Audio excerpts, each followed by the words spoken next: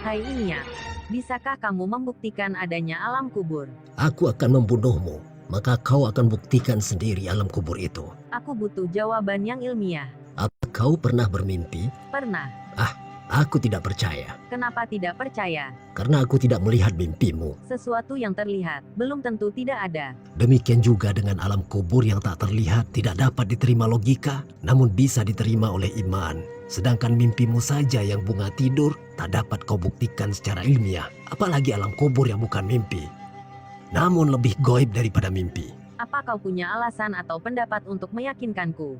Jika kau meminta bukti secara ilmiah terhadap hal yang tidak ilmiah, itu sama saja dengan memasukkan kepalamu ke dalam lubang jarum. Sedangkan alam ini punya beragam dimensi yang di luar nalar. Kami punya Al-Quran.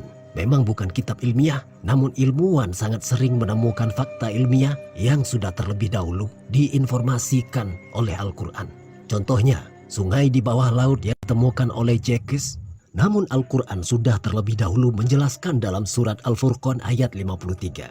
Suara ultrasonik tentang tumbuhan bertasbih ditemukan oleh Profesor William Brown, tapi sudah terlebih dahulu dijelaskan dalam Al-Quran surat Al-Isra ayat 44. Fenomena hujan hewan yang pernah terjadi sudah terlebih dahulu dijelaskan dalam Al-Quran surat Al-A'raf ayat 133. Black hole sudah dijelaskan dalam Al-Quran surat At-Tur ayat 15-16. Ruang hampa udara di angkasa, semakin tinggi kita naik, semakin membuat dada sesak. Dan itu sudah lebih dahulu dijelaskan dalam Al-Quran, surat Al-An'am ayat 125. Nabi Muhammad membelah bulan, bukan dongeng belaka. Tapi terbukti ada bekas bulan terbelah.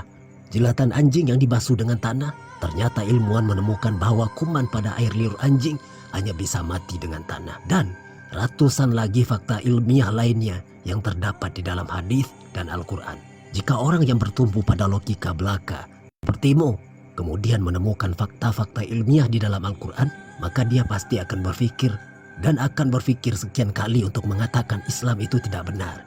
Bagaimana kau bisa mengatakan Islam itu salah jika kebenaran dalam kitab sucinya berkali-kali dibuktikan oleh sains? Yang lucunya, ada yang menduga bahwa agama Islam adalah buatan manusia. Penciptalah yang lebih mengetahui ciptaannya.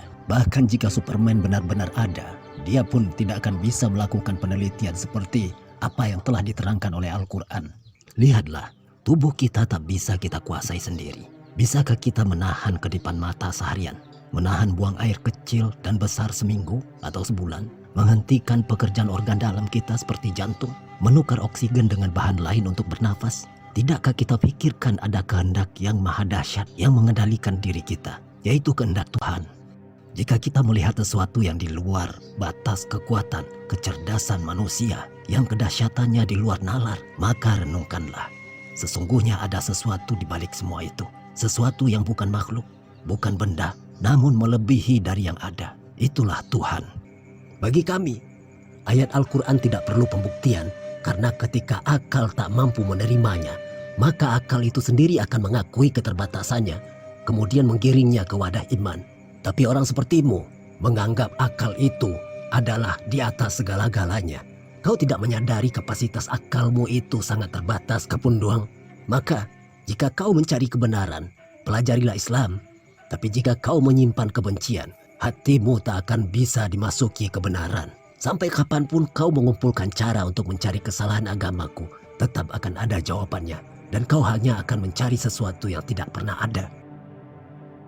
Pemirsa, jika kita bertemu dengan orang yang tidak percaya dengan adanya Tuhan, atau orang yang meminta bukti logika tentang Islam, mereka tidak akan menerima ayat dan hadis. Kita tidak bisa menjawab dengan syariat, tarekat, hakikat maupun makrifat. Bahkan para imam besar di zaman dahulu seperti Imam Hanafi juga pernah berdebat dengan orang yang anti-Islam. Dan ketika mereka berdebat dengan orang yang tidak percaya Tuhan, mereka tidak menggunakan ayat dan hadis untuk melawan mereka. Satu hal yang perlu kita catat, ayat qauliyah, yaitu ayat-ayat yang tertulis di dalam Al-Quran, bukan santapan mereka.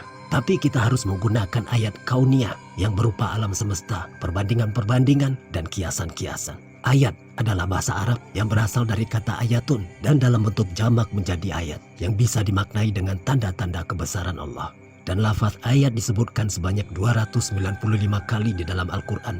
Jadi kita perlu kecerdasan ilmiah untuk menanggapi hal ini.